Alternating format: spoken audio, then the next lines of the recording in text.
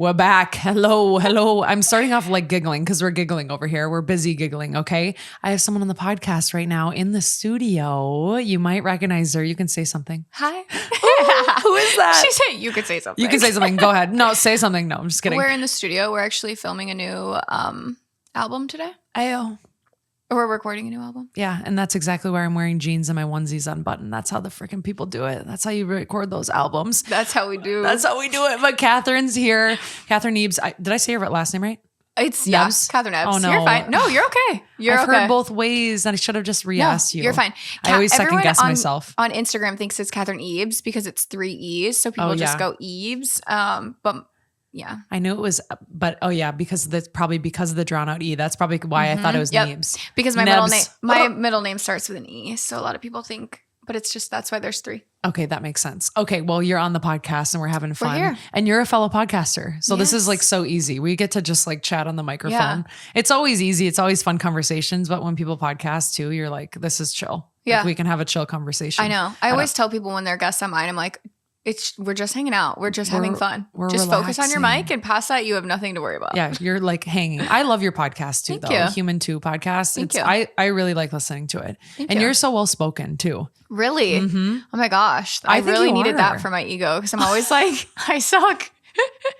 You know, when you listen to yourself, you're just like, really? I'm like, oh, why did I couldn't I have said a little bit more? Or did I not want to elaborate? Or do I not want to stutter? I stutter because I'm like, sometimes I'm like, oh my God, I'm like, have too many thoughts coming in. They're coming in hot. 100%. And I can't get it out. And I'm like trying to say what I want to say. And then I stutter. And then you listen back and you're like, I missed something. And then you're like, yeah. The struggle bus is real. Mm-hmm. But I was about to say you're a fellow Minnesota influencer, but you're also not from Minnesota. So I'm like, I've been fact checked. Okay. That's fine. But you're in Minnesota. How long have you been in Minnesota?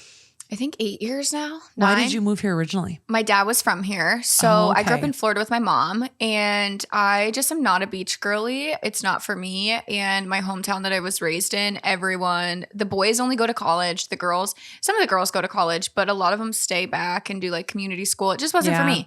And I just, like when you feel something in your soul, you're like, it's just not right. Something is not right. Mm-hmm. I was with my high school boyfriend forever, and like his parents got married young. His grandparents got married young. And I remember him making a comment to me saying like, can't wait to get married. Something like that. And I was just like, ugh. You're like, oh shit. I was like, I gotta go. Red flag. Stop. Don't get down on a knee. Don't get down on a knee. Back at home, that's so normal. And by 18, 19, people have kids. They're fully married. I'm like, I just knew it wasn't for me. So I wanted to go to Chicago or New York. And my dad said no. And I had already been in Minnesota. Like, obviously, I visited and I loved it. Because he lived here while you were in Florida. Yes. Okay, yeah. So my dad's from here, was born and raised here, never so he's just always been here. And then my 2 little siblings, because he had children with my stepmom. Okay. So I had 2 younger brothers here. So it was like, I also was at the age of like building a bond with them and wanting to be in their life. So it just kind of made sense. And I liked Minnesota enough to live here, and it's been fun. You're like hanging out. You like it. Okay, I love that. I mean, some people always there's judgment on Minnesota when you first get here.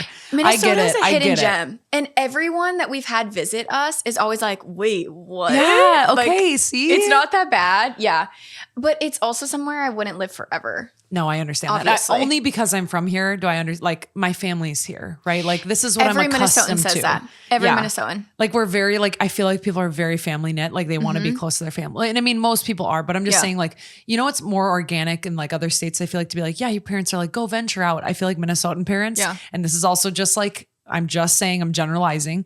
But they're like, no, don't leave. No, you're going to stay here. Yeah. You're going to stay close by. The Midwest is very Southern mentality of like close-knit families. Like those 2 portions or like parts of the region are very similar in that sense. Like family dinners, taking the kids to school, picking them up, like it's very family oriented. Which I kind of love. I mean, it's really freaking cute. Yeah. But it's funny you said the part about how Florida, everybody was like married and like gonna have babies by like 18. Mm-hmm. Everybody says that about the Midwest. Everybody says that. Really? Yes. Like if you're from here, I bet people are like nodding their heads while they're listening to this. I've never experienced that. Yeah. No, it's like very normal here, especially like in the outside of the city though.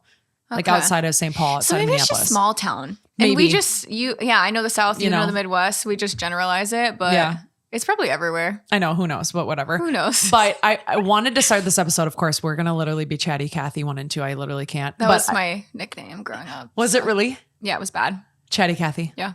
Your name's not Kathy. Don't call me Kathy. Don't call me Karen. Don't call me Kathy. Call me Catherine. Okay. But I wanted to start with a call Syd just because people have been loving these in the beginning of the episode. And I'm like, I'm trying to give to the people. I'm giving you what you want. Okay. I'm giving you a little something, something.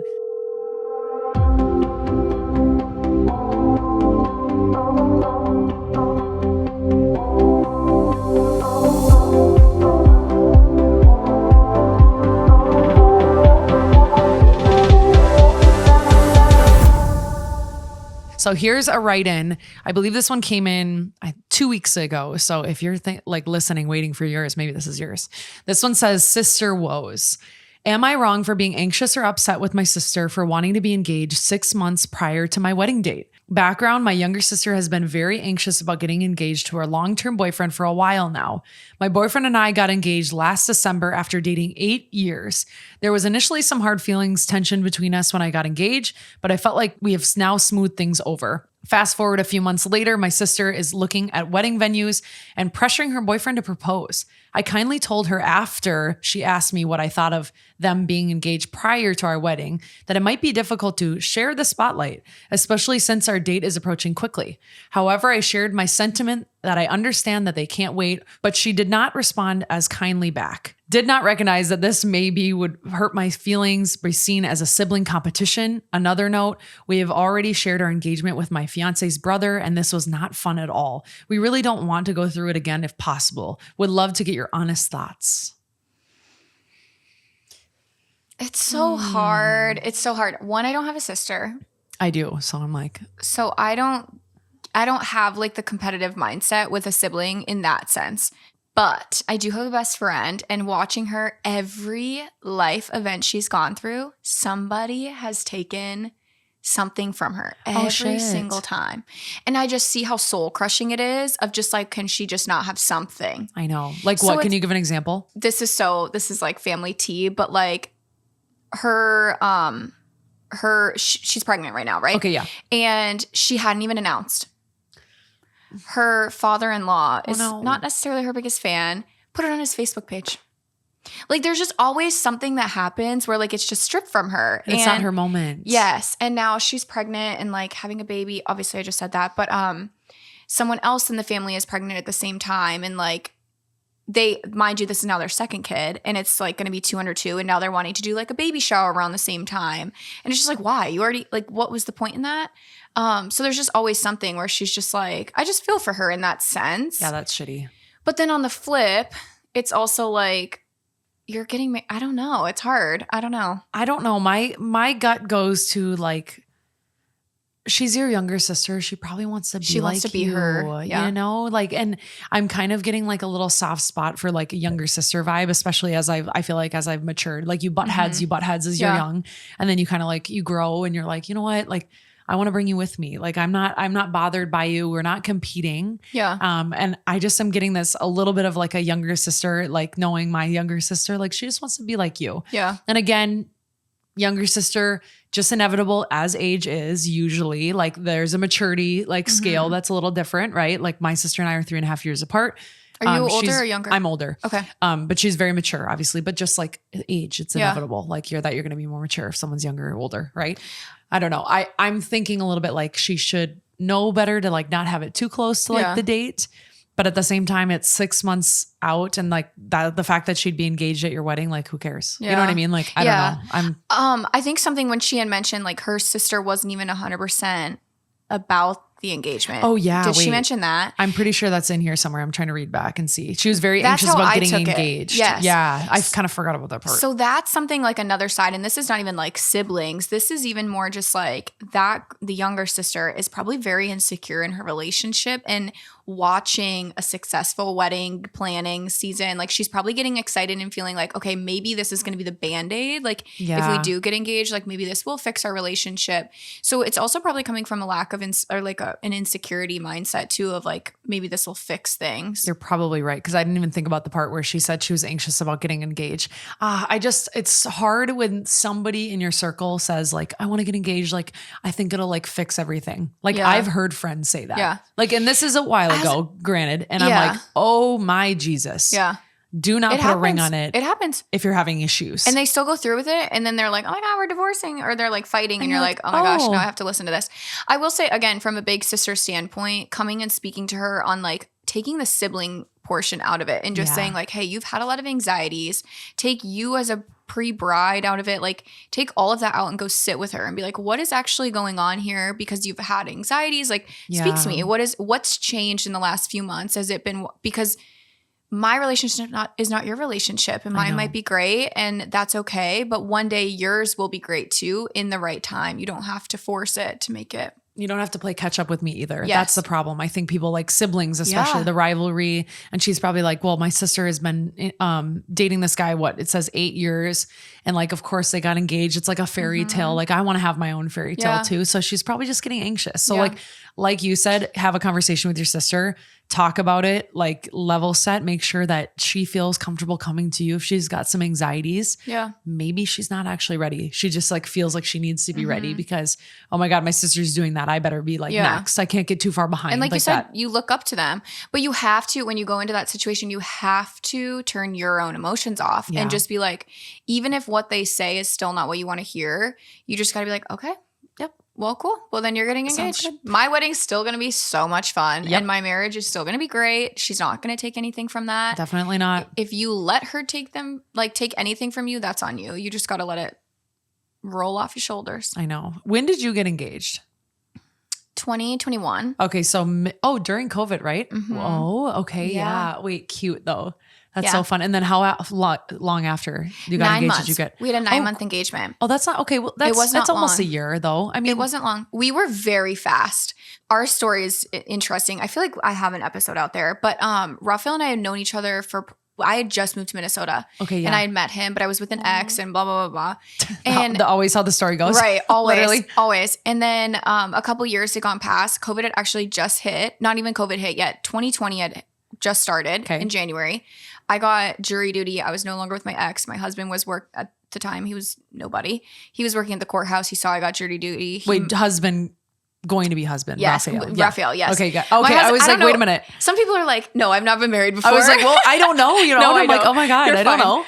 Okay, so back in the day, like whatever, he saw that I was at the courthouse. I didn't know what he did, but he was working at the courthouse and he saw that I was there and he messaged me on Snapchat because back in the day, that was like how you communicated when you don't want to give out your phone number or whatever.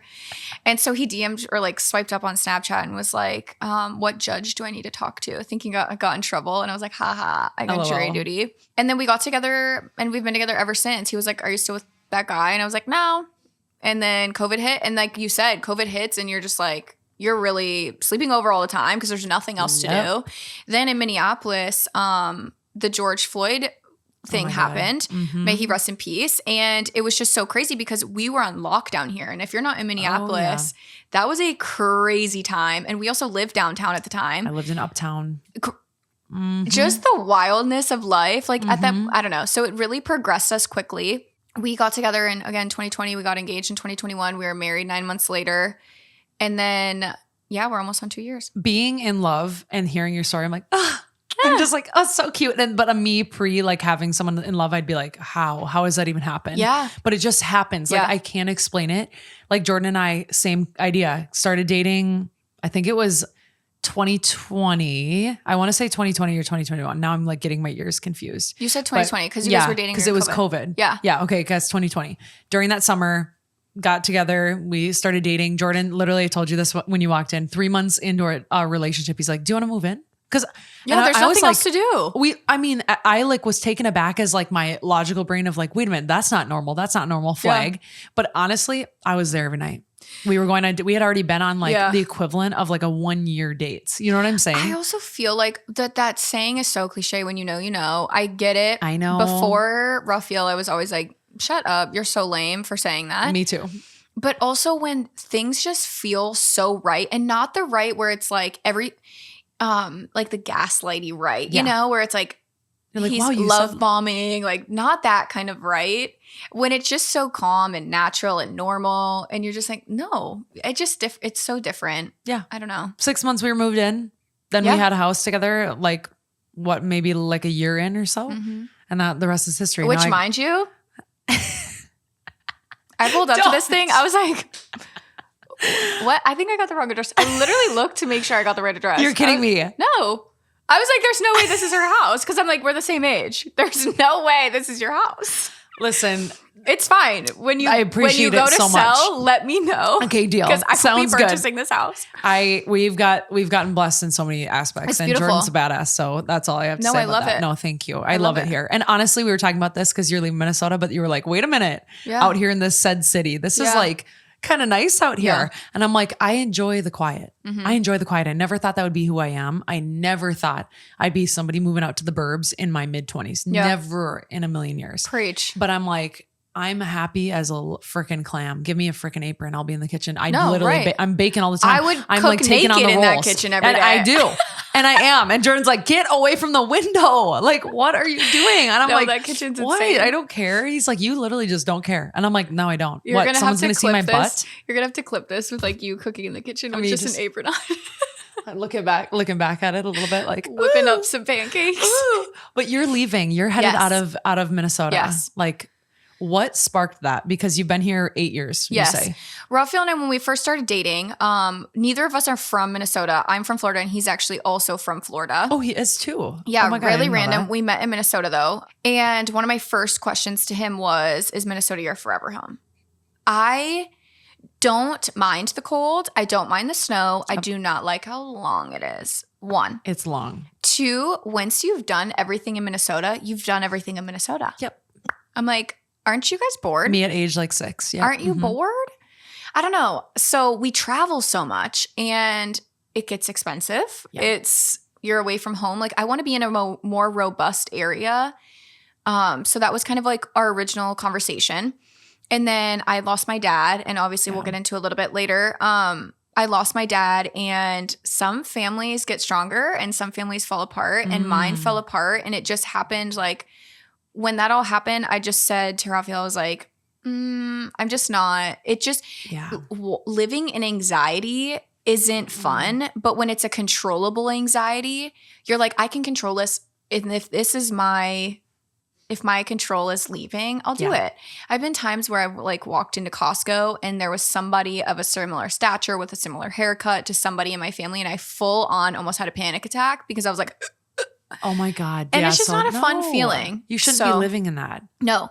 And I've never been an anxious person. I have been blessed to not ever have really anxiety or depression or any of that stuff. And I love that. But when it's a controllable thing, and when it's like, if the answer is to leave, I'll go happily. So we did.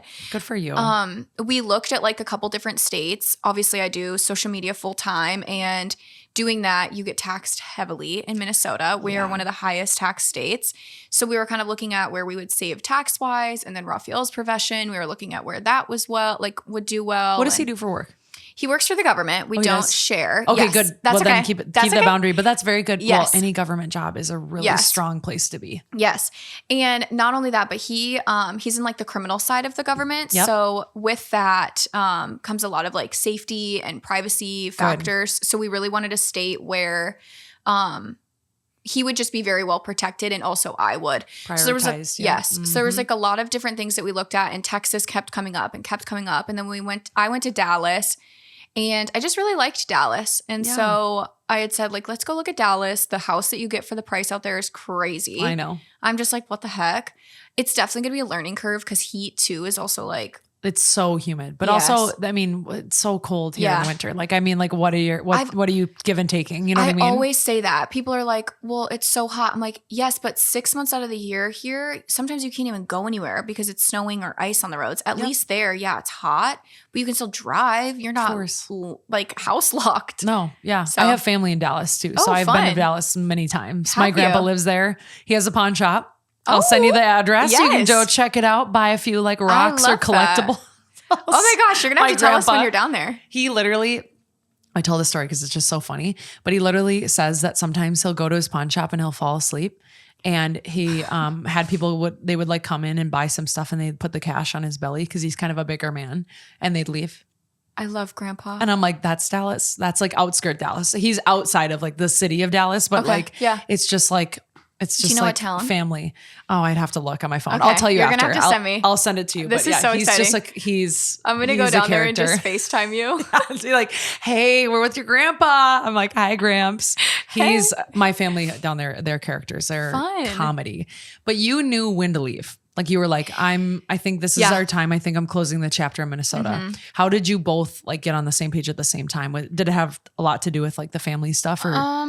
Again, just feeling. And I know it's so hard because still with that feeling of peace, it's an overwhelming peace and calmness of like, no, this is right. But still with that does come anxieties. Yeah, of course. We are walking away from him having a very secure job. We own a home. Like there's so many things. This is all we know. This is what we love. We're at every single Timberwolves game. Like, you get so accustomed to your life and you're like, I'm walking away from all of this to an unknown. And one of the biggest things that for me as a person is I don't believe in failure ever. Like failure is not really a thing to me. When people are like, you're either going to succeed or you're fail. I'm like, no, you're going to succeed or you're going to succeed. Like you just keep going. And sometimes succession looks different than what you think it's going to look like. But just because it's not what you think it was going to look like doesn't mean that that's failure. And so I just always go into everything with the mindset of like, we're not going to fail.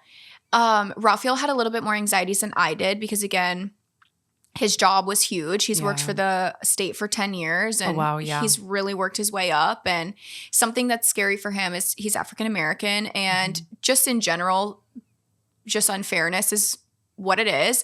But going to Texas is very scary for him. Yeah. So we started him on a job search process actually before we even knew 100%. So he was kind of like searching out the job market down there, seeing if there was anything equivalent. And then when he started seeing that there was a lot open in the industry down there, I think that kind of helped him a little bit. And then put his mind at ease a little bit. Yeah. Then we visited Dallas and it's so funny because Texas gets this stigma of like racism and guns and don't touch us. And I don't know. We went down there. Everyone was so kind. It was so diverse. It was so crazy. And I think that also helped Raphael. So if you're looking to go and you have some idea of where you're wanting to go visit. Go see it. Yeah, go see it. And then really like this is something I also do is when you're faced with fears, where are they stemming from? Because again, if failure doesn't exist, where's the fear coming from? And when you dig deep and you're like, oh, okay, like I'm scared of not having a job. Go on Indeed. Start looking. Reaching out to people on LinkedIn. Like, hey, do you like your job? I don't know. There's so many different things that you can do to ease your anxieties. Yeah. Because again, the only failure to me is just letting your fears take over. That's failure because you're just like, I don't know. Living in a loop of not doing anything. Yeah. And then all you're going to do is complain about like, oh, well, I hate Minnesota. Why am I still here? Well, why you're still here. Complain and resent somebody. You'll probably blame somebody if you don't blame yourself, whatever. I love that. And I get it. It's natural. It's human. We're human too. And I understand it. But the more that you can get at the root of like why you're getting fear, why you're getting anxiety, why you have any question, if you face it in the face and you're like, okay, what's up? Yeah. And just be real with yourself. The answers start coming really quick. You have to go out of your bubble though and out of your comfort zone and stop living in this little like loop of like exactly how your life is going to be. If you want change and you're living in a loop, you're never going to see change. Yeah. Like even last year, February, I literally just up and brought a big bag and I moved in air quotes to California, just to San Diego for like a month because Did you? I had an itch to leave Minnesota. Okay. And it was like gnawing at me. And every day I was thinking about how am I going to leave? Like I never left. Like, oh my God, now I'm going to, well, I didn't at the time, I wasn't engaged, but I'm like, I'm getting really serious with somebody who I love more than anything, but I still have this like. And he stayed here. He stayed here. And you just went for a month. What did you do? Stay in an Airbnb or something? Airbnb and then with a friend. Yeah. Mm-hmm. Okay. But I was like, okay, here's where it was weird. It's like, I always wanted to do something for myself. In college, I left Minnesota, went to ASU for a year, followed a guy. Thought it was like for myself, me being like, unique New quirky. York and like quirky and so fun girl. Get there. He cheated on me. What do you know? I go home after a year, but I stayed a year, tried to like weigh it out. Was Arizona at that time on the ASU campus for me? No, it was not. So I came home. But I had never left since then. Not saying that's bad, right? Yeah. But I went back to the U, I like found a job here and then I just kept, I bumped my mic, kept having this like worry of like, what if I never leave? Like, what if I've always wanted to live in California. I've always loved it there. The idea of it, right? Yeah. And like, what if I never even just tried it? Like just tried it. And so finally I was like, every day I was thinking about it. How am I going to go to California? What jobs are in California? I needed to just do something about it. Go there, try it out, feel it out for a second, instead of just like living in this mind loop that was like clogging my thoughts. And so went for a month. I'm back. I don't want to purchase a home there. I don't really want to leave and go there. And like Jordan really doesn't love California. So I was worried that was going to be a point of contention. But I actually found that what I really loved about my life is actually here. It's like my space. Yeah. I love that I have space. I love cooking. I love health. I have a great job in a health company. I get to travel. My person is happy here. His hobbies are here. My hobbies are here. My hobby is the lake, not the ocean. So it's just like I found happiness in actually the opposite of what I thought I was going to find it in. I found it here. That's also huge because I feel like culture now is social media. And when you see all the health girlies are in California, I'm sure that was probably something in your head of like the health world is out in California. Like you have to be in California to live this beautiful, healthy life. 100%. And you get there and you're like, no, health can be anywhere. It's where you choose. But I am huge into saying that too. Like, obviously it's a privilege to just be able to pick up and walk away for a month. Like, but if you weren't to have done that, you would still be here. And like, who knows what your relationship would be like? I mean, I would probably be resenting him and me. I'm not going to lie. Yeah. And I'm not joking. He was like, if you are going to keep talking about it, you need to act on it. Because he's such a doer. Already. No, literally, he's the best. He's the best thing for me. He's a Pisces. Oh, so he's a Pisces and I'm an Aries. We sit back to back. Interesting. Very interesting. Like supposed to clash or supposed to be like very meshable. So Raphael and I are supposed to clash. Wait, what are you guys? I'm a Libra and he's a Capricorn. Okay, wait. Tell me about that relationship because I'm not as familiar. Capricorn is literally no emotions, straight up just a piece of paper. I'm not kidding. And is that you? No, that's him. Oh my God, shut up. No emotion, very, very regimented, very by the books. Like when I say type A, I mean type A. Like word font A, straight lines and everything. I love him for it because I know I need it. But as a Libra, I'm very indecisive. Yep. They say that Libras are a scale. And so we're very balanced. So anytime anyone ever asks me a question, I'm like, okay, well, I sit on the top of the fence and I can see both sides because that is literally me to a T. But with Raphael, I just, he's so, like what's the word? Consistent, structured. He's the support system of our life because without him, I would just be like, you're like, what am I doing? I might be in California for a month. I might be wherever. I'm floating. I'm just floating. My brain's floating. My body's floating. I love hearing that dynamic too because, well, I guess when he met you, were you full-time social media? Mm-mm. No. Okay. I was an accountant. You were? Yeah. Oh my God. Good for you. So you like numbers. Love them. So you look at analytics probably a lot. I like money and analytics. Yes. Yeah. Because I just was curious because that dynamic of like, he's very straight and narrow. You're like kind of like indecisive, more a little floaty. I feel like that's kind of the dynamic also of like Aries Pisces. Like Jordan's very emotional, but he doesn't show it. Yeah. And then Aries, I'm the Aries. I'm like very fiery. I'm like, let's go. I'm like, we're going to try this. We're going to do this. We're going to be all over the place. That subsided, I feel like, with maturity. But Jordan we got together and then I started the podcast. Okay. You guys got together and then you went full-time social media and it's a total shift in the type of person that you are because you're oversharing in air quotes, right? Like I overshare. Say everything. Yeah, me too.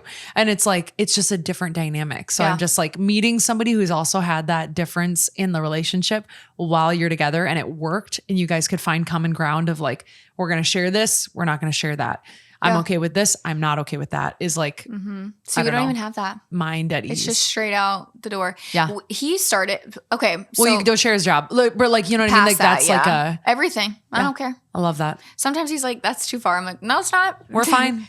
That video's like 15 million views. Everyone relates. I'm like, see, it was relatable. People loved it. Like it's always how it goes. Yeah. And he's like, oh, okay, I guess we are helping people. I guess I'll be the brunt of the joke. It's always how it goes though. But I just love hearing that because it's so relatable in the relationship.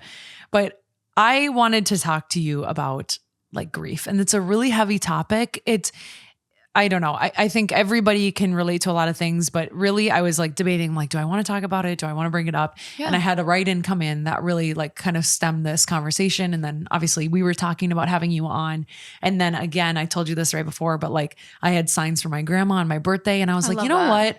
I'm like, let's talk a little bit about grief. Like, because it's such a hard thing that, I mean, everybody goes through. It's inevitable. Mm-hmm. Life gets fucking hard, and you learn who your people are. You learn like what you can handle. You learn how you process. You learn honestly to pay more attention and to be a better person through all of it. Yeah. And it's inevitable and it's happening around us. And so I just want to talk about it. But you had some things happen this year, or I guess last year, mm-hmm. that gave you a big taste of what grief is. And do you want to just talk about that a little bit? Yeah. So I want to start with saying grief is so funny because everybody grieves. Yeah. And I don't even mean in the death, like take death out of it. Mm-hmm. We're grieving an ex at some point in our lifetime. We're grieving running in the streets as 8-year-old kids with our cousin. Like one day something stops and you never have that back. Yep. And I remember when my dad died. So my dad was my absolute best friend. I loved him more than anything. I love him more than anything. But I wasn't raised with him. So I think that was also like a really big thing that went into my grieving process was I feel like I was also grieving somebody I was just kind of getting to know. Yeah. And I was like grieving for like the little girl inside of me of like, dang, you just got to like build that relationship with your dad. But anyways, everyone was like, you're so strong. You're so strong. And I'm like, the more I've had time to heal and have time to process, I think it's because, again, we've all grieved along the lines of life, and we were building this toolbox to understand how to get through grief. And at the end of the day, time is the only thing that heals anything, but also mindset is the only thing too. Ooh. And so like time and changing your mindset and making everything positive no matter what you're going through is so powerful, because death can make you bitter or better. And there's so many people that let that, like the death consume them, and they're very bitter. They haven't healed. They have a lot of regrets. They have a lot of just anger. And I understand it. I understand the anger. I understand all the emotions. I felt them all. But at the end of the day, he's in a hole. Yeah. Like there's nothing that I could say, do, act that's going to resurrect him. Like it is what it is. So I guess I don't know. What do you want me to? Do you want to talk about like, that's what I just wanted you to allude to. Is like it's happening to us all around us. It's unplanned. Mm-hmm. It's what goes. But I mean, I think people when grief comes in waves too. Yes. And I feel like you said, I like that you said that grief can also be without death. Mm-hmm. Like I remember when I was at Arizona State, woo, go, what do they call it? Fork 'em or whatever the saying is. Go fork 'em. Yeah, go fork 'em over there. But I remember getting the call from my friend, and I was like, I was on the airplane. I just landed, and I was like, mm-hmm. hello. And she's like, hey, I don't want to freak you out, but your boyfriend, at the time almost said his name, is going to come pick you up from the airport. I think you guys have some conversations that need to be had. Oh, shit. And I'm like, uh-oh. Oh, shit. And I go, what do you mean? And she's like, he's going to have to talk to you. I can't say anything more. Okay. And so I call him, and I'm still on the plane, and he's like bawling. And I'm like, ew. X name. What happened? What happened? What happened? Mind you, I had a dream that he cheated on me. So like, let me know. The dreams be spilling all the tea. I know. And I was like, okay. And he wouldn't say, and he just kept saying, I'm sorry. And he finally like told me that like something happened with someone. And of course it was the girl that I literally had the dream about. Of course, like it's just, my body just got the chills. Insane. It's insane. I had a dream that it happened. And at that moment, we had been dating for over 3.5 years. I had moved across the country for him. I had left everybody that I know for him, moved into a house that made me really unhappy, knew I had probably made a mistake, but like was going to tough it out because he was there and he was my person and all this stuff. To hear that you cheated on me and I was not thought of. I left for 2 days because I was homesick. 2 days to go visit my friend in Colorado. 2 days. So he was not your person. Nope. I was very wrong about that. But at the time, he didn't know. In that moment, like I have never felt something so horrible. That was grief. That was my first big grieving of like our relationship, a love, of time, of energy, of like, your fuck you, like everything. Everything. I mean, like literally you name it. And I sat on the side of the airport because I was like, I'm not letting him pick me up. And I just like bawled my eyes out for like 2 hours. Yeah. And because I was grieving him, and I grieved him for a long time, whether he was around or not, as we tried to quote unquote work it out. But it took me years to get over. But time healed because it brought perspective and it brought awareness. So I also feel like a lot of times people think that we're grieving that person, but what a lot of what I was going through is I was grieving myself before I lost him. Again, back to that innocence and back to that, like when you lose somebody, and in the way I lost my dad, like for context, we were on a family vacation. And again, my dad and I were besties. He was in all my videos. He was just my best friend.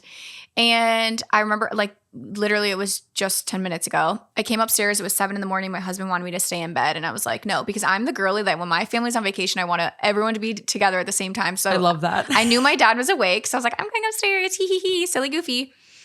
And my dad was talking, and I just remember I was looking in the mirror and my dad was like behind me, and I remember seeing, he was sitting on the couch, and I remember seeing his head throwing like back, and I was like, oh shit, I have a type 1 diabetic brother. So I thought he was seizing.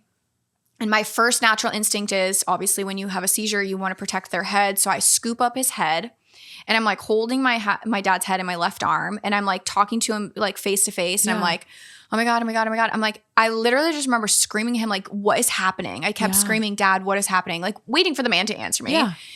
And then I like saw that he had a granola bar. So I'm like, maybe he's choking. I don't know. That was like my first instinct. Well, I'd probably think the same thing. I don't know. Like you don't know your what's going body on. Goes into freeze. And I think that's another thing. You think you know. I don't know. People prepare for the worst of the worst. You prepare for like, what would I do if this scenario happens? Or what would I do when this happens? And everybody does that. That is a real thing all the time. What would you do if an intruder breaks in? What would you do if someone walks into this restaurant and starts shooting the place up? Like everybody starts thinking of the worst and how they can protect themselves. But when that time comes, it's gone. Nothing. So like, why worry about it? Why even think negative thoughts? Like, what? You know what? If I'm gone, I'm gone. Like if that person's going to walk in the restaurant and shoot me, well then so be it, I guess. That's just my brain. And I know. Well, no, it's a good perspective to have as somebody who's gone through something like that. Because you're just going to sit and worry forever. That's what I'm saying. Forever. And I remember just like talking to him, like trying to get it. And my mom was on this vacation with us again. They're divorced and have been but they were good friends. My mom couldn't even figure out how to call 911. Like, that's what I'm saying. Like, your body just takes over. Yeah. And so there's so many things that come with grief. Obviously, you're missing the person. But that's a very niche way to lose somebody and very specific. But I just remember losing myself in that moment of like this innocent little girl, this daddy's little girl, you know, I just lost that. And I saw my dad in such a vulnerable state. And then the EMTs come and they cut all his clothes off. And then you watch your dad in like his underwear on the ground and they're like resuscitating. Like there's so many things that you go through in your head of like, holy crap, you know, like that just changed my whole life. Yeah, life is not supposed to be like that. Yeah. You're like, we're not supposed to have these moments. Yes. No one talks about like this happening. Like I was expecting him to get to 90 and I would find him in his room one day, you know? I don't know. Like you just have these visions. So I definitely have a lot of, and my my naiveness towards the world I used to have. And I was like, but I had seen something earlier and it said, pain does not discriminate.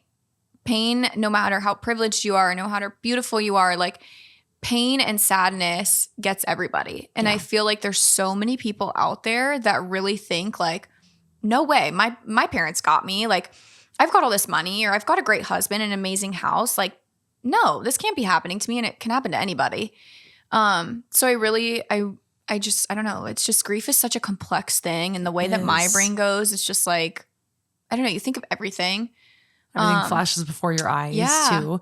To your comment that you just had said, one of my friend's moms always says this comment of like, he's the richest man in the world and all he has is his riches. It's actually the poorest man in the world. Yeah. Because it's like a saying. Yeah. And it just, I was like, once I heard that, it just opens your eyes to like, we have to remember what's important. Mm-hmm. And honestly, I mean, in all of this grief and loss and all these things, and like I lost my grandma, which is a totally different, you know, like, they're relationship, but they're all hard, right? Grief is not comparable. You can't compare it. It's just like, it's just different. Yeah. And perspective is like the best thing that came from that. And just like, you know, life and like little moments. And like when, you know, I look back and this is where it gets tough is like, I look back on all the times that she asked me to go get coffee and I like was too busy doing something that was probably not important. Yeah. And you just like, it irks you and hurts you. But At the same time, we were so unbelievably close, like besties. And I spent as much time as I could have with her. Yeah. So it's like, you have to like remember to not beat yourself up about those little things and those times where you could have spent more time together. I could have done this. You can't hold on to it. Relationships are the same way. Like if you could have saved it, I could have done this. I could have done more. I could have showed up better. It's like, you shoulda, coulda, woulda. Too bad. Get rid of that. Exactly. I have an older brother who was raised with me in the South, and he's gone opposite of like, he's mad at my mom and holding a lot of anger towards my mom for divorcing my dad because it took us from our childhood to get to know our dad. And I get it. I get where that mindset was, because in his eyes, he was robbed of getting to know his dad on that level. And now his dad's gone. So instead of like just saying and chalking it up to it is what it is, the times that I had were amazing.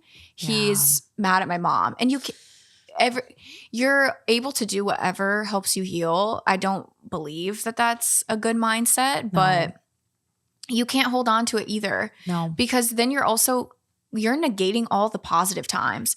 And that's with everything in life. Like, how many times do you get a 20 million nice comments and you get one that's like, you need lip filler. You're ugly. And you're like, oh, wait, actually, do I? And you hold on to the negative. I know exactly. It's just who we are. It's how who humans work. Yeah. And when obviously comments are very different from a death, but it's like that one coffee, she's not up there being like, you didn't get that coffee with me. I know. That's so true. That's such a good way to look at it too, I think. Yeah. And again, lessons were learned. Yeah. So now the people that matter to you, you're going to show up for them and you're going to say, I'll come to the coffee, you're going to choose what's more important. And maybe the people that you were with doing something else were more important than your grandma at that time. Now that she's gone doesn't mean that they weren't important at that time. Completely. So that's such a good way to look at it. And I feel like, they're still here. Like, it's crazy. I was telling you before this, like, there's signs that I get like all the time. My body just got the chills. Wild. Wait, I want to hear. Okay, because I love hearing about it, and then I'll tell like the most recent one. But like, what was your signs, or what signs do you get from your dad? My husband literally is like, you're scaring me. Like he'll be like, you have a superpower that it's like genuinely freaking me out. I kind of love that though. No, I love that you scare. So weird. It's so weird. It's been everything. I don't know. I started diving into, because again, grief is so difficult, and I don't know. I started reading. Like after my dad died, I was like, I'm going to read books. I don't know. So I started reading like books on mindset, and then like mindset tells you to like journal. So then I started journaling, and then that really just took off for me. And then a lot of people on my TikTok were saying like, read the book Signs or something along these lines. I've never heard of that. You've never read the book Signs? No. Immediately I'm sending you the Amazon link. You have to buy it and you have to read this book. Okay, fine. I'm not a good reader. I'm not going to lie. I'm not even going to pretend. When you get into it, it'll change your life, because it's just it's this person that her name is Laura. She's the writer, and she's explaining different stories. So she walks through different stories of different people in science that they see. And then at the end, she'll start to talk to like how you can start tapping into it. Oh, I love this so much. It's a life-changing book. Again, I was very logical before all of this, and I was like, there's no freaking way. Just, it's not real. Like, that's not real. Yeah. Your accountant brain was like, yeah, for sure. And again, you just never been through it. So you're like, yeah, right. But then when things would happen, this is actually the turning point of it. Okay, this is so weird. No, I love this. So my dad died in November. We ended up not being able to get his body for a couple of weeks, because again, we were on vacation. Oh, goodness. So by the time we were able to bury him, it was the week of Thanksgiving. So my brother and I and my husband, we ran away to New York. We were just like silly goofy, like we're not celebrating Thanksgiving. You don't want to go sit at a table when you just like were in the same room with all those people burying your dad 2 days before. Like no. Yeah, I'm like, don't look at me with those sad eyes. Like, I'm just gonna go run away. So I'm walking the streets of New York and I see a sign for a medium, and I was like, hee. But wait, I'm gonna have a medium on the podcast. Okay, soon. But wait, so in like the religious world, they say you're not supposed to do that. Mm-hmm. So I was like, okay, whatever. But I was really struggling. So November to March, I was like the most depressed I've ever been. This is like, I never went back to work. I never went back to corporate. That's actually kind of how I started in social media. I was already doing social media, but I could not go back to corporate. So I started doing social media more and more and more. And then I ended up being able to pay my bills. So I was like, okay, I'm good. Anyways, so March comes along and this random man comes to me, and like the storyline is so weird. I was at my girlfriend's house. It was a snowstorm. She's a single mom. Her pastor came over to like shovel her driveway, and he ended up coming in the house. We were not supposed to cross paths. I was there later because of the snowstorm, and he wasn't supposed to be there, but there was a snowstorm. Yeah. So he came to like help her out. He comes in the house and he was like, mind you, he's a pastor. like religious pastor.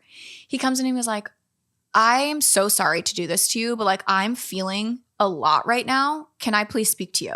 Oh my God, stop right now. And this my whole crazy. body takes over and I was like, oh my God. I'm like, so I'm immediately like, what the heck?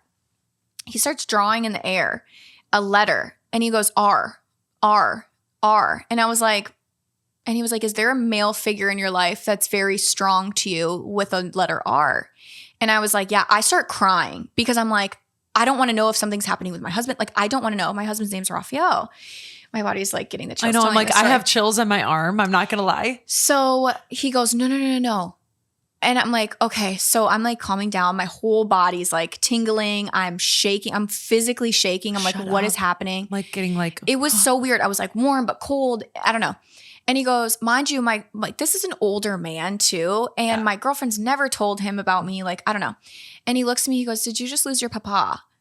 And I was like, I start bawling. Of course even harder. You did. I'm like, yeah. And he goes, he starts talking to me. He goes, your husband was sent to you from God before your dad even passed. Like the heavens have signed off on this marriage. This is a very strong marriage. Like have no fear that, because I was having such anxiety. Because again, when you lose someone tragically, you're worried about everybody else. It could be a car accident. It could be a heart, like you could choke. Like you never know.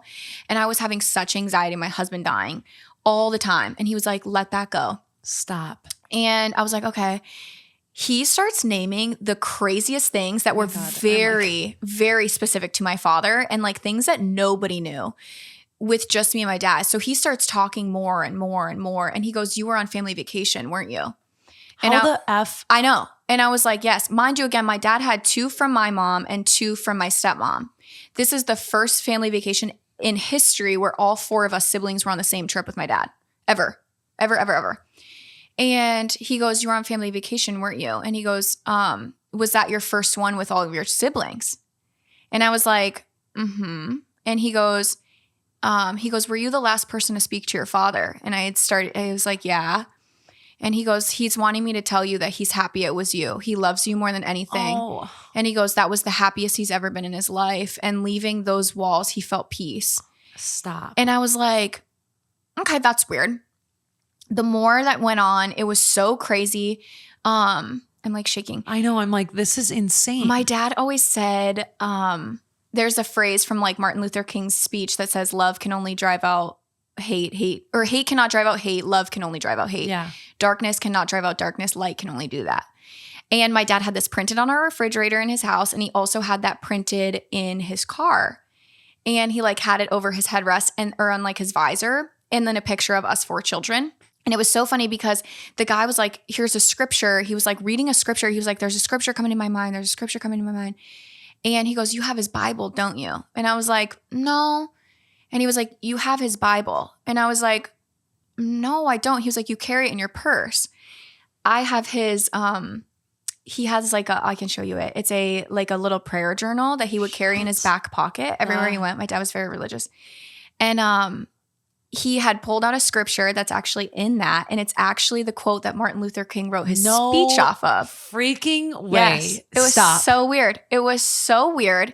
And then we can get into like family drama, and a lot of families either really get stronger, a lot fall apart, or some fall apart, and mine shattered. Seriously. So I was also really struggling with that too at that time. And he was like, you're holding a lot of resentment and you're holding a lot of things going on. And he was like, you have to let them go. I have 3 brothers. And he had asked me, he's like, do you have all male siblings? And I said, yeah. How the fuck? I know. It was so weird. And he keeps going like this. He was like, and I was like, okay, like swooping his hand.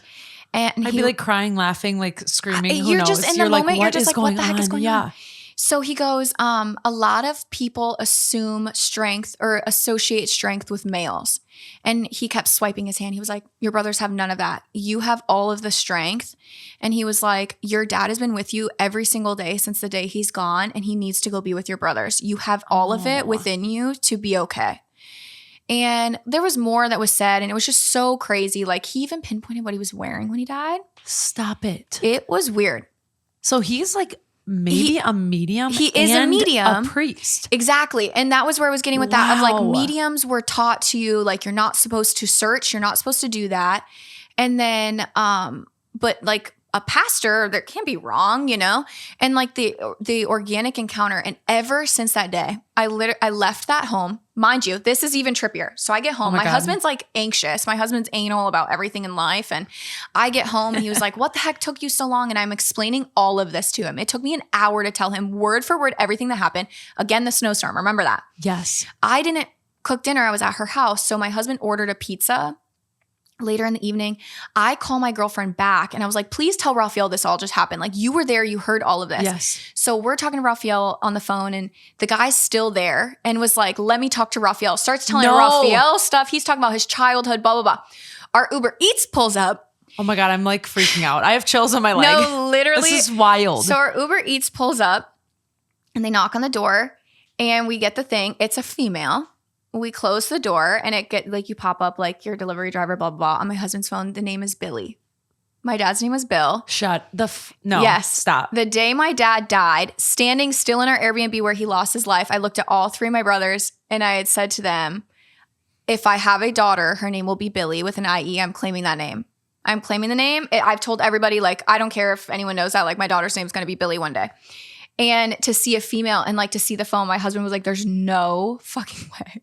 I'm going to throw up. Ever since that day, a lot of followers had told me to read the book Signs. We're full circling this long ass story. I'm so sorry. No. I love stories. Like I started to read the book Signs and it just changed my life. Being able to tap in and like fully understand the way they communicate with you. And a lot of people want to say like, how do you associate that person? But a lot of like in this book, it says they take with them what they've loved here. So don't look for them in the ways that you want to look for them. Look for them in the ways that they want to speak to you. Oh, I love that. Yeah. It's crazy. It's so crazy. It's so crazy. Like flipping backwards on my chair. Yeah. Like that's insanity. So, okay, I know you asked me signs. Okay, so now that I've been able to tap in, there was a time. Yeah, I'd be curious if it's like. Oh, it's all the time now. So I can literally talk to him all the time. And it's not certain stuff. Like, okay, so for example, I had said, I got in my car and I was alone one day. And this before we decided on Texas. We were about to travel to Texas. I said, Dad, if Texas is right for us, I want to see a giraffe in whatever shape or form. We're in Minnesota. You're not going to see a giraffe, you know, like whatever. So the whole days goes past and I was like, I want to make sure we're setting ourselves up for success. We're not going to get there and like hate it and leave in a like, you know, whatever. I swear I saw a video about this now that you I'm like probably having did. deja vu. So the day goes on, whatever. And again, this is a very anxious time in life because a lot of changes are happening, but nothing's solidified yet. You're just like, I don't know. You're just kind of like shooting into the wind and hoping for the best. You have no clue what's going to happen. You're moving. You're like, okay, I hope this is good. Yes. Who knows? Yeah. So we get to dinner that night, my husband and I had already told him like throughout the day, like I talked to my dad, I'm looking for a sign, blah, blah, blah. A server came up this is a restaurant we commonly go to and he's normally our server, but that night he wasn't. So we're like finishing up dinner and he was like, oh my gosh, I didn't even see you guys in here. We're talking to him, blah, blah. Mind you, like when you're looking up at a server, you're looking up. Yeah. And he like looks down to grab something and there's a giraffe on his hat. I took a photo of it. I'm literally shaking. I start crying. This is so insanity. So then, I cannot even. Then we book our Texas trip. Okay. I have this on video because my husband's like, you have to start taking these on videos. Like when you say you're going to do something. So I have on video, I said, Dad, if Texas is right, let me know when the home feels right. I want to see a teddy bear. The whole first day, we see this one neighborhood. We saw multiple neighborhoods, but there was one neighborhood that we really liked. We walk into a room and it was like a model room. It was all giraffes of a little girl's room. And I was like, okay, I feel like we're getting closer. The next day we go back and we kind of like honed in on like the top 5 houses we wanted to look at. And I'm looking at my coffee cup. It's right before Valentine's Day. And we went to La La Land Coffee. Oh, and, yeah. Yep, I've been there. All the coffee cup holders are different, but no, don't. I hold up the coffee cup holder and it's a teddy bear with a heart in it. And mind you, I have a heart tattooed on me. All of my siblings have this. My husband everyone that was on that Colorado trip with us, we all got a heart because when they put something in his chest to like get him oxygen, there was a heart blood stain. That was the only blood that was on his gown. This is actually not a perfect heart. It's literally a photo that the tattoo artist replicated and it's like an exact heart and all of us have it. Stop. So the teddy bear has a perfect heart in the middle of the teddy bear. And then above the teddy bear, it literally wrote perfect. I swear to God, I have a photo of it. I have to move my legs. I'm like giddy. Like I can't. So crazy. I didn't even believe it. Anyways, we get to the neighborhood I could talk about this all day. We get to the neighborhood. The guy that sold us this house, this is all online. If you guys want to see the whole series, I have it on my social medias. The guy that sold us this house had his license plate was my dad's birthday. And from the behind, he literally looked identical to my father. And then his daughter's name was to a T, my exact name. Stop. That's not real. Yeah. What? Yeah. Minus my last name. Mm-hmm. Yeah. And he guided you guys through all of this shit in your new chapter of life. Like I'm giddy about this. It was so unbelievably trippy. It was so crazy. And when we bought our house, like buying a home is such a big process. It's terrifying. It's anxiety. Mind you, we were only there for 2 days. We bought a house in 2 days in Texas. We were there not even 48 hours. So when we signed off on the home that we walked through, everything fell to a T perfect. We were looking at the smaller homes because the smaller homes were in our budget, but we just happened to walk past this house that had fallen from contract that morning. It was on a bigger lot. It was backed up to the woods. It was everything we wanted. It was in our budget. It was all the colors. So we're not building from the ground up. No, hell no, not in a new city. Right. But we're looking at new homes. So we were like, okay, we're kind of having to go with whatever the builder has, but nothing was like fitting to a T. And then we walked past this house and it was just so crazy. And now we're moving and holy there shit. We go. I want to read the book now. Yeah. I want to read the book tonight. And that's the thing. Like, even if you're not a reader, because again, I wasn't really either. Like, I was more like, I would pick it up and do, I don't know, Colleen Hoover was pretty big for a while. I could maybe get into those. I read her books, yeah. Yeah. I mean, I read two, I think. You can stick with those, but when it's something that you can relate to your everyday life, you're like, holy crap. It was crazy. Oh my God. Okay, so what happened on your birthday? I'm just like, I feel like I'm like, holy shit, I'm like processing like that entire thing. Yeah, my mom had somebody come up to her like not that long ago. I mean, it was like a few years ago now about her father who passed away in my lifetime. And this guy was like looking at her at the bar and she was like, okay, I'm getting weirded out. And he's like, I'm so sorry to do this, but can I like talk to you? And I have someone trying to come through. And she's like, come through. And he's like from like someone who has passed. And she was like, okay. And my mom is like woman of few words sometimes. And she like tells this story, but she was like, he literally said, your dad, I think it's your dad. His name is Johnny. And my mom's like, okay, that was weird. Yep. And she's like, he wants to tell you he's sorry for not being present. I don't exactly know what that means. And he said something else. I'm like trying to remember. It's something to do with the farm. And she grew up on a farm with her dad. And her dad wasn't fully present because he had some alcohol issues. Has the chills. No, it's Holy just crap. like, and she was just like, I can't even believe it. We're very spiritual, like my whole family, my mom, her sisters, all the girls that they had, and of course us. And it just like hearing that happen, I'm like, I want to talk to a medium. Like I want someone to like tell me. And then fast forward, my grandma passes away. And so this is about a year ago. I want to say a little over a year ago. We're about around like a year and a half, coming up on 2 years. And on my birthday, I kind of had to like separate myself for like a year or so, just like to get through and heal. Cause I live near where she used to live. So it's really tough being around here sometimes because there's a lot of memories. Like you think you see them. That's really weird. Yeah. You forget that they passed, so you think you can call them. The forget is what's, you have like a re-death every time. You're like, oh my God, shit. Like you're like, I can't call them. Okay, forgot. Okay, now I feel uncomfortable. Like holidays again are really, really uncomfortable. But on my birthday, I was feeling okay. And I was like, you know what? I'm like standing upstairs in the mirror and I'm like, Grandma, like send me a sign, like just send me a sign today. And again, I haven't read the book Signs. So I didn't know what I was really going for. And I kind of like let it be like that, like kind of aloof, like just like whatever. So I go to get breakfast with my friends. We go and get a coffee and it just like reminds me of her. Anyway, I go to get a massage. Okay. My massage therapist, I like to talk when I'm getting a massage. It's more relaxing for me. Me too. I don't like sitting there silently. It's just like, cause they're like rubbing you and your head's like getting smushed in the thing and you're like, I'm not saying anything. It's just weird. I don't know why I think it's weird. So I talk and out of nowhere, like we take like a convo gap. She goes, I think a lot about all the things you've told me about your grandma. And I was like, what? That's random. And she goes, I just think about all the like the things and that the strength that she gave you and all these things that you learned from her. And like, she's so proud of you. I know it. And I was just like, that was random as hell. And I go, you're not going to believe this, but I asked for a sign from her today. Yeah. And you just said that out of nowhere. And she goes, it just like came over me. Like, I don't even know. I just like said it. Yeah. So then I go, I think, where did I go next? I think I was going to get my hair cut and colored, whatever. Yeah. And I'm sitting in the hair salon and I'm kind of sitting there just like kind of like mindlessly sitting. And there's a song that my grandma always used to play when we'd come over to her house.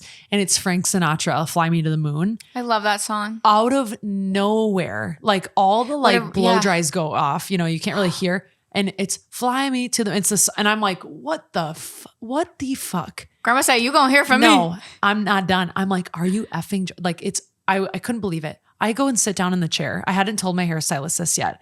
Mind you, my hairstylist saw my grandma too, because my grandma was like, just like a little slayer. Aww. He goes, you know, I was going to text you this, but you know, he's like doing my hair and it's kind of loud. So he's not really talking to me. And then he stops and he's like, I was going to text you this, but I just like didn't feel like it was like the right time. And he pulls up his phone. He goes, this came up in my memories a few days ago. It was of my grandma and him at the salon after she and him got a haircut. They sent me that photo. He goes, this came up in my memories and I was going to show it to you. And I'm like, yeah, you're joking me. Yeah. That's not a coincidence. No. And I'm sure I missed a few. And she was like, okay, I got to yell. Yeah. You've probably missed every single day. I know. And I'm like, holy shit. And that's what that book taught me is you can ask just because when they know what you're looking for, they know exactly how to speak to you then. It is so crazy. It's so crazy. It's when you speak on it, you're like, I literally sound like batshit crazy. You guys listening to this, you're probably like, Catherine, be so for real. No. I'm so serious though.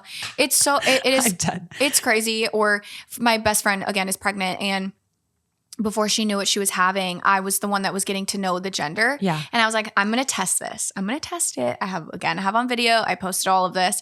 I have on video. I said, Dad, if it's a girl, I want to see a bunch of pink owls everywhere, just over the next few weeks until I know what it is.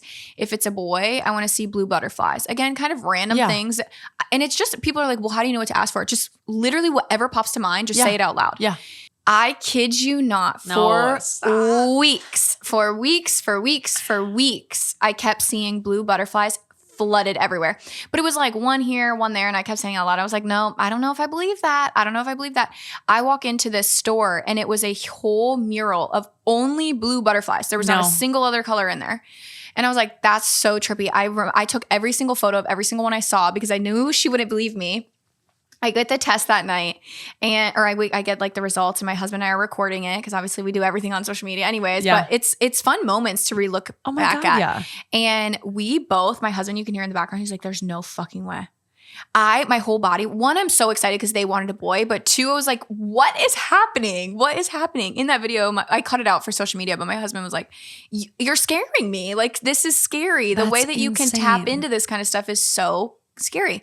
But even in that book, it explains that you don't have to necessarily lose somebody to do that either. Like, I don't know, a lot of people believe in different things, and I don't know. I believe in religion and spirits at the same time can both coexist. I don't know. I know a lot of people are like, well, if I believe in God, then nothing else exists. I'm like, okay, well, you do you. Yeah, I'm not that way, but yes, right. Yes. And this book just teaches you that like we all have guardians, we all have spirits around us, and the universe, even if you believe it's not a spirit and it's the universe, whatever you believe in, if you read this book, it's life-changing. I'm excited to read it. It's only like $11. I'm nervous. Worth it. Like, what have I been text missing? Me all the time. I know I'm going to be like, oh my God, Catherine, this just happened. Like, holy or even just shit. Start now. Like, you can just say, I want to see this, and just do random things. So when it is something you see, you're like, it's not a coincidence. There's no way. No, you're totally right. Like, do something a little bit out there where you're like, you can't make this shit. My little brother was struggling for a long time. The one I'm so close with him, and he was like, I'm really struggling. And finally, the more I was seeing and relaying to him, he was like, okay, I have to. The blue butterflies he was in on. Okay. And when the gender came out, I was like, I told you Dad was showing me one. He didn't know what I was seeing, but he knew it was one or the other. And I told him all this, and he was driving in his car one day. And I think he finally let that barrier down of like, okay, this is real. And he was like, Dad, I just miss you. I hope everything's okay. Like, how are you doing? Can you just tell me how it is up there? Yeah. Those were his words. Can you tell me how it is up there? He pulls into the parking lot that he was getting into, and he parks the car, and he's like getting all his stuff together, and he looks up, and it's just like this brick wall with a mural of a dove, and the dove says peace over it. And just stuff like that. Like, you just can't make up. I don't know. And he just asked as he was pulling into the parking lot, like, what is it like up there? Peace. Moments like can be beautiful when you're healing. I should say when you're healing, because we're always healing. But always. It's like moments like that make it doable. It reminds you like, I'm okay. I'm good. Like they're good. I'm good. Like, I mean, it doesn't make it easy. That's for sure. Grief is like a long process. That's when you just said that, like it can be beautiful. Something that my therapist has really been working through with me is two truths can always coexist. Just because you're grieving does not mean you have to be depressed and sad for the rest of your life. Yeah. You can be sad and you can really miss them, but you can also be like, damn, that was so beautiful that he was able to come and communicate with me. Or even if you don't like 100% believe in it, you're like, you know what, at that time in that moment, at least yes, I'm still sad, but I'm still at least a little more peaceful and whatever. Yeah. Wow. Oh my God. I'm still kind of shook by all the things we just like talked about and like all the pieces. I wanted to get to like the family dynamic and how that changes too. But I'm like, are we like okay on time? I'm looking at time right now. It's up to you. 108. Up to you. I'm like, or do we do another one? I'm like, frick. I'm trying to debate like live right now. Well, just. Do you want to cut it? I mean, you can always cut them into two. Like just keep them and then do like part two coming next week. I'm debating. Sometimes I do that if they go really, because it's just like instead of doing like a whole intro and then an outro or another recording, I'm just like, I know, go right back into it. I know. Well, let me see. I'm looking at my notes. I'm like, maybe we wait just because I'm like, I want to be able to have time, but I want to just really quick. I'm going to ask you a question and then we'll jump back into it. I'm just reading my notes of like, with all of the good, I mean, like the good things and the beautiful things and all these things, like I obviously wanted to talk about like how family dynamics change. And we alluded to it a little bit of like holidays are different, like shit is different, but like, how do you deal with the change and the shift in family dynamics when you lose somebody? I'm still learning that. Yeah. Every day's different. Again, that is what I struggle with more. The death is certain. Yeah. He's gone. It is what it is. I can learn to not move on, but I can learn to move forward. When you have people out there that share your blood and like, it's so crazy to me that like we can't even just sit down and just be like, I can listen to your mindset. Can you listen to mine? Like, we don't even necessarily need to leave being on the same page, but can we just be amicable? We share blood. Like, what are you talking about? It's hard. It's a learning process. Yeah. There's so like that in and of itself is like, that literally could be an whole episode of like everything that happens and the learning. I'm really still struggling through it every single day. The things that have transpired from it, in my moments and in my brain, I just feel like I'm not enough or what I was doing was wrong. And I'm really having to unlearn that too, because that's like such a conditioned feeling of like what you're doing is wrong. What blew up my family was, it was me. I was the problem. Why? Putting on social media. They did not like it. They didn't like that you were grieving on social media. Mm-hmm. So it all had started. And again, this literally could be in an episode in itself. My dad was online with me. Everybody knew my dad. Like there were so many people that were like, I followed you for your dad. Love them. Yeah. Thanks for being here with me. But that was true. I couldn't not say, hey, my dad just died. And again, the funeral was 2.5 weeks later. 2 weeks later. So 2 full weeks of just ghosting online. You can't do that. So That's not how it goes. Yeah. So I came online and I was updating. I was like, hey, my dad died. We got the autopsy back. His body's still not back. Like I was sharing everything in real time. That was not okay with my stepmom. Down to funeral week comes, I was lied to about when the funeral even was. Like because she didn't want me to share it, quote unquote. And I'm like, nobody's going to, one, I'm not going to share his funeral location. Why the Yeah. But two, like nobody's going to pull up to his funeral. Like what are you talking about? Anyways, it was just like this whole long thing. And that was honestly where it all started. But it was just the social media. And then the more and more that happened, I would put online because it wasn't even like a poor, pitiful Catherine. Like everybody gang up on my stepmom with me. It was more like, damn, this really happens. This really, truly happens. And again, pain, sadness, families falling apart still happens to the privileged. It still happens to the pretty people. It still happens to the people that are happy and healthy and married. You know what I mean? Like it doesn't... It happens to anyone. And so the more that I started to share it, so many people were like, thank you for letting me not feel so alone. Full circle, a year later comes past. And just a couple of months ago, I got a DM from somebody and she had said, I just want to let you know that if there's one person that you truly helped, it was me. Stop. And I get that a lot. But the further I kept going, she goes, because I had talked to you about like I thought it was a seizure, then I thought it was choking. It ended up being cardiac arrest. And something that I'd shared learning afterwards, why I thought he was seizing, his hands were clenching and his mouth was clenching. And this is something I share all the time. It's not scary to me. The clenching is because your body reacts and is trying to force all the blood as fast as possible back to your heart to rush to start your heart again. Oh. So that clench is like the shock. Basically, your body's trying to like shove all the blood back. I shared that publicly. And this girl had said, I just want you to know that I knew in the moment my mom went through that, and I was able to immediately start CPR, and my mom is here with us today. Oh my God. Mm-hmm. So to me, it was like, that is so like purposeful. Oh my God. I remember like in that moment, I was shoving my finger down my dad's throat. Everyone came upstairs and was like trying to give him the Heimlich. Then on 911, they were telling us not to do CPR because again, we're like, we don't know if he's choking, we don't know if he's seizing. They're like, don't do CPR, like wait till we get there. And that was something that I had said online. I was like, damn, if I only would have known, if I would have only seen a 2-minute TikTok 2 days before or however soon before, I would have known immediately to just scratch all that and just immediately start pumping the man's heart. Yeah. And he could possibly be here. I put that online, and I'm not going to say I saved a life, but it saved a life. And that is okay to me.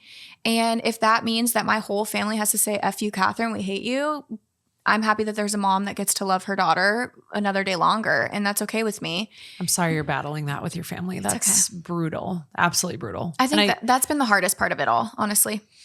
Hardest part is that they can't see your perspective too. You know, like, and you're not going to be able to change their mind. Mm-hmm. That's just how it goes. Like, I mean, you can't battle them, and that's not a fight worth fighting. Like, you can leave the door open, or maybe it's fully closed. I don't know, but like, you can't change their mind. Yeah. And that's okay. And like you said, perspective. Yeah. Perspective. At the end of the day, I don't necessarily know if I even want a seat at that table anymore. It's okay to not want a seat at the table, especially when something so dark has happened and you can't even just see each other's perspective. Mm-hmm. And like, understanding social media, I don't think a lot of people do, but like understanding that that's how you you pay your bills. It's how you live your life. It's your complete and utter like 9 to 5, you know what I mean? Like in a whole life, like that's just how it goes. Mm-hmm.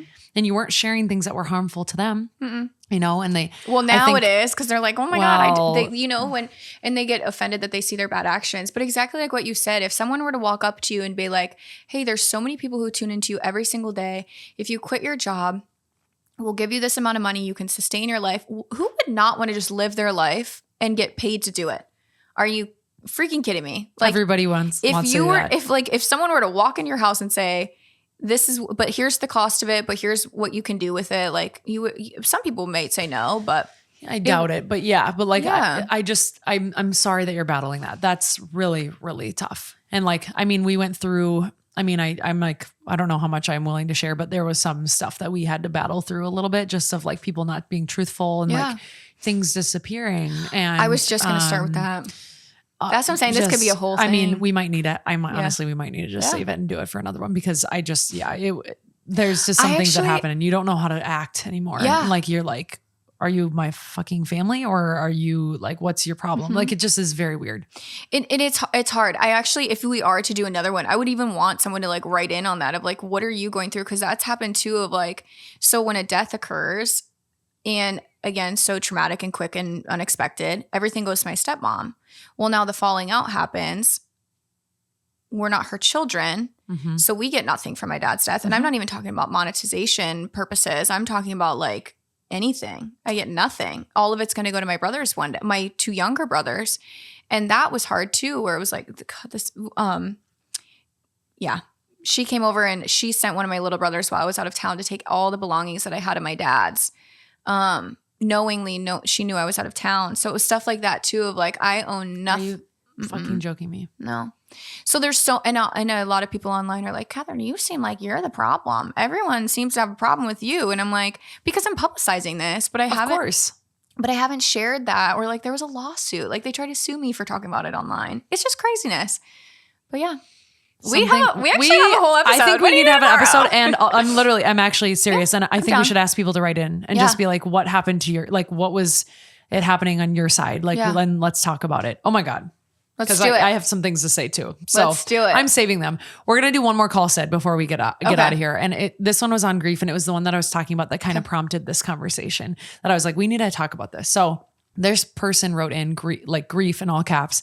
They said, hey, Sid, I'm not sure if you're planning on doing an episode on grief, but if you do, this is what I'm looking for advice on. I'm 26 years old and I lost my dad in 2021. I also lost at least 80% of the friendships I had at the time because they didn't know how to say anything to me. I was no longer the supportive friend in air quotes I once was. Since this experience, I have been apprehensive about putting myself out there when trying to make new friends. If my dad comes up in conversation around new people, I don't even recognize my own voice when I'm talking about him. I sound cold and detached, like I'm trying to make it sound like it's a no big deal and I'm still fun to be around. I'm completely and constantly compelled to make other people feel okay about it and shield them from how uncomfortable grief is. I feel like I aged 10 years in the span of 3, and I just don't know how to connect with people of my age anymore. Any advice is appreciated. That's real. And we're young. Yeah. To lose a parent at this age is just weird. No, not many people have been through it. Something I had said originally when my dad first passed is just because the people at your table can't relate doesn't mean that your community is not out there. Yeah. I mean, I'm sitting right here. Like I've been through that, you know? But I also will say if those were your friends and then they're not your friends, and to say that you were the support friend just says a lot. Like you were probably the person that was constantly showing up for them and they were probably using you. So those aren't your friends, but that also shouldn't hinder you from being you and finding your community and finding your new friends, because one, why are you giving the old friends that much power? Like I always say that of like pisses me off a little bit. Yeah. I'm like, if you sucked as a person, you sucked as a person, not me, but I'm also not going to like stop being who I am because they sucked.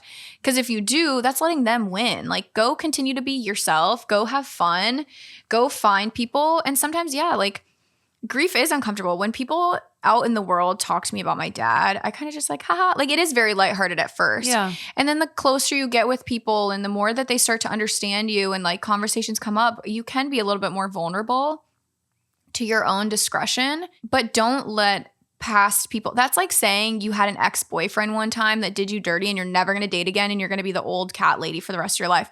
More power to you if you want to do that, but that's in your hands to let him go and let bygones be bygones and go find your husband. Like, so don't let your old friends stop you from finding new friends. I think that's, oh my God, crazy. I can't believe they didn't know what to say. Like that's such I mean, but I get it if it's like, but if it's taken so much space, it's okay to be like, I don't know what to say to you. Support friend. So that's what it is. They weren't friends. So it's not like you don't know what to say because you don't even really know this person, nor do you care. You just wanted the benefits from them. Cause like I get it off the bat. If like, I don't really know what to say. I'm like trying to like find like common ground with you. Like, you know, like I hope you're okay. That's what matters. Like whatever. But if it's like they went ghost and then like later, like I just didn't know what to say. I'm like hearing like a 17-year-old boy with this hat barely on his head. Like I just didn't know what to say about a breakup. You know what I'm saying? So those were not your friends. I mean, they might have been in that time and period of life, but clearly there was like a shift or maybe an obvious feeling of like, this is not my match. Like this is not my crew, because your crew would not make you feel like that. That is not your family. That is not your friends. Like get rid of those people. And honestly, good frickin' riddance. Buy a reason to get them out of your life. Here's what you can't do though, is you can't keep showing up how you showed up in those relationships in new relationships. If you're so worried about making everybody else comfortable, people are not going to know who you actually are. And you're not going to make different types of friends if you keep showing up as the person you were showing up in relationships you didn't enjoy. So my opinion on this is you don't have to be upfront and say, I lost my dad. These are all the details, yada, yada, yada. You can say, I lost my dad. I'm really struggling with it, honestly, still. And I don't really feel comfortable talking about it. You don't need to talk about it. Yeah. It's kind of, again, if you put in the example of an ex, when you go on a first date, you don't sit down and be like, I had an ex-boyfriend and this is what he did. Like, no, you're the walking red flag. Yeah. Just know your time and your place. And then once that person, like my husband and I still talk about like exes, you know, like not we talk about it, but like if something comes up, I'm like, oh yeah, like this happened. Like, I don't know. Yeah, we do the same thing. It's very it's like very casual and very light, but and it's obviously like, death is so different, but if you're on first date, just spilling all the tea, maybe that's. They'd be like, okay, this one might be a crazy one. Just gonna say. I have an episode talking a lot about friendship, and something I was raised with is there's seasons and reasons for everything and everyone. So again, like you said, they might have been your friends at that point in time, but they're not any longer. So that season's over. Yes. You maybe had a reason, or I also say too of like you might have also been a reason in their life. You might have helped them through something without even realizing it. So that was like hit the nail on the head on that one. Like literally. We could be here for days. I know. I was going to say, we could keep going. I'm like, and then, and then I was going to say, no, it's literally me. I'm like, and then, yeah. I actually think we should do a swap where we do the second topic and then we could talk about friends on mine. Wait, we should do that because I love talking about friends. That's like friends and relationships is like my main, Let's do it. I love talking about. Oh my God, fun. All right, we'll see you guys next week. Bye. Wait, so, and honestly, like tough conversation to have, but we also made it very, like, I think very approachable. You know what I mean? Yeah. Like this was very approachable. Mm-hmm. I think anybody, when you're, whatever grief you're going through right now or have gone through, this is something you can come to and not feel like, oh my God, I'm like reliving all my grief. It's more like there are signs out there. There are things that we're still battling. This is inevitable, like different things like that. So I hope you heard something and you took it away or you got like left with a laugh, even with a hard topic like this, because this was awesome. And there's going to be more. So sorry about it. But if you didn't like it, too bad, so sad. You're going to have to fucking listen to it more. Shut up. Be quiet. Just kidding. Care. Wait, shout yourself out on here really quick where everybody can find you and all the things. On everything. Catherine Nebs on Instagram, Catty Ebs on TikTok, long story. Podcast is Human Too, or I Think I'm Human Too. And and like you said, I think whenever you guys are listening to anything that we put out there, I hope everyone just always knows that it can be relatable, but it doesn't have to be heavy. Yeah. And it doesn't, like, I don't ever want you listening to our episode or my personal episodes, like where you're like, now I'm sad and depressed. And like, no, it's more like we all go through shit. We're all human too. No shame in that plug, but we're all human too. So give yourself grace through everything you go through and just know that no matter what you go through, you're literally never alone. Yep. I think TikTok's taught us all that we've never had an individual experience. Nope. I literally see things like I'm not even going to bring it up, but there's like things I see on there that I'm like, yep, that I went through and I thought I was literally solo dolo. Yeah. So I love that so much. Well, thanks for having me. Thank you for being here. You guys, by the way, if you're like, oh my God, I want to write in, I want to do something, I want to like be involved, 612-470-7569. You can call me, you can leave a voicemail. You can also message me in. You can text me if you're in the US, but if you're not, go find the link in my bio. That's where the advice little click that button is and you can type it in there. Okay. Cute. I love it. We'll be back. We'll talk to you very, very soon. Until then, sayonara, peace out. Talk to you later. Goodbye. Bye.